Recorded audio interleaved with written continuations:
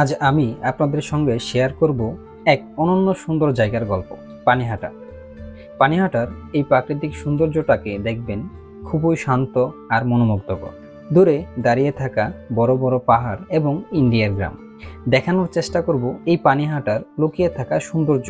তাই ধৈর্য সহকারে সম্পূর্ণ ভিডিওটি দেখার আমন্ত্রণ জানিয়ে শুরু করছি আজকের এই ভ্রমণ গল্প। বলে রাখা ভালো, এই পর্যটন কেন্দ্রটি দুটি নামে পরিচিত, যেমন পানিহাটা এবং তারানি পাহাড়। চলুন জেনে নেওয়া যাক আপনি কিভাবে যাবেন।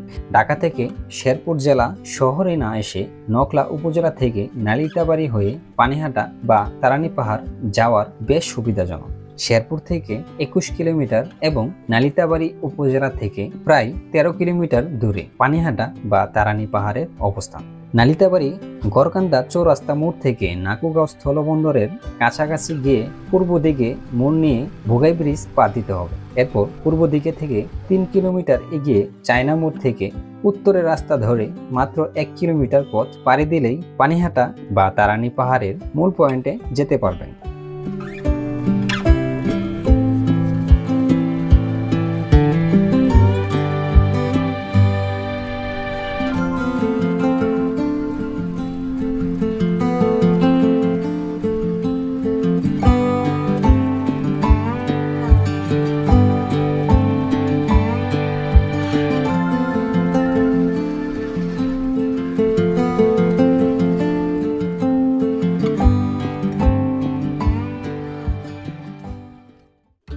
দূরে গারো পাহাড় সীমান্তবর্তী রামচন্দ্রপুরা এলাকায় সারি সারি পাহাড় দিয়ে ঘেরা পানিহাটা বা তারানি পাহাড়। গ্রামের অপূর্ব প্রাকৃতিক সৌন্দর্য অঞ্চল পর্যটকের কাছে পানিহাটা বা তারানি পাহাড় নামে পরিচিত। তারানি পাহাড়ের উত্তরে রয়েছে মেঘালয়ের অবস্থান। আবরণে ঢাকা ভারতের তুরা পাহাড়। তুরা পাহাড়ের দূরের টিলাগুলো যেন মেঘের রাজ্যের সাথে মিতালি করে চারপাশে এক মনোমুগ্ধকর পরিবেশের সৃষ্টি করেছে। তুরার অববাহিকা থেকে সামনে পশ্চিম দিকে বয়ে চলেছে পাহাড়ি ভোগাই নদী। এই নদীর স্বচ্ছ পানি, নিচে রোদের আলো, চিকমিক করা নুড়ি পাথর আর শতফুট উঁচুতে থাকা সবুজ ঝরানো পাহাড় চারপাশে এক ভিন্নধর্মী সৌন্দর্যের আবহাওয়া তৈরি করেছে।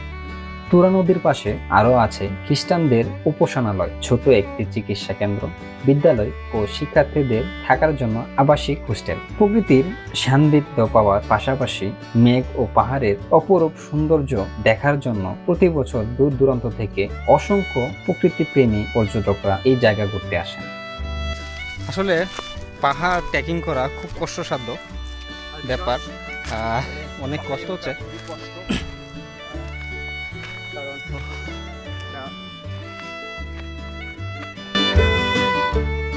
পানিহাটা বা তারানি পাহাড়ের সম্পর্কে আপনার মতামত বা কিছু জানার থাকলে আমাদের কমেন্ট সেকশনে বলতে পারেন।